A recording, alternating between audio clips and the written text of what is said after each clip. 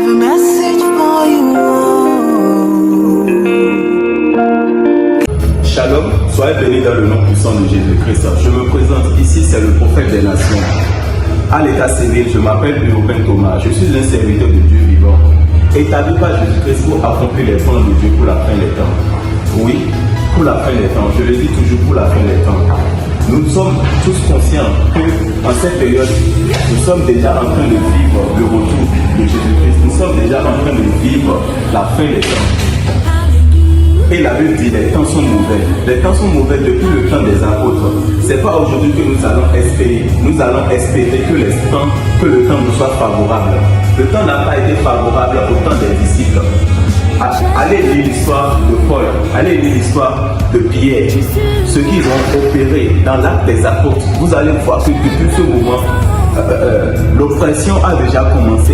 Les combats spirituels et les combats charnels ont déjà commencé. Et l'apôtre Paul a dit, les temps sont mauvais. Les temps sont toujours mauvais jusqu'aujourd'hui.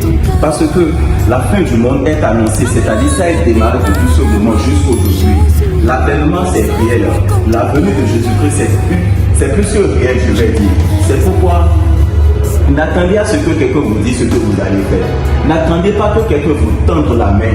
N'espérez pas à ce que le secours, c'est-à-dire le soutien, vous vienne. Non, les temps sont mauvais.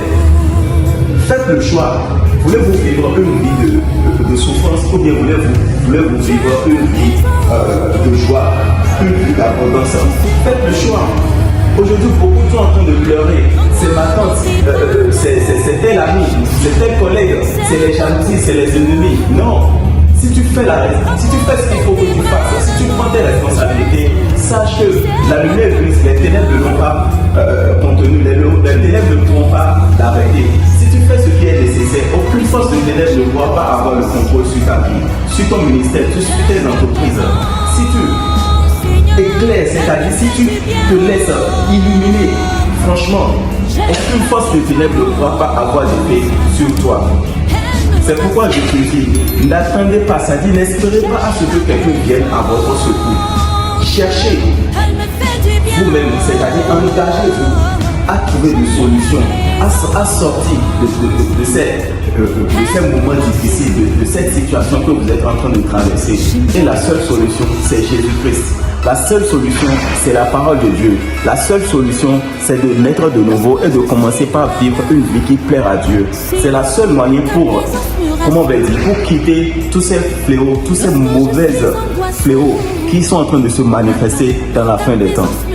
Donc, comment cela va se passer? Premièrement, donnez votre vie à Dieu.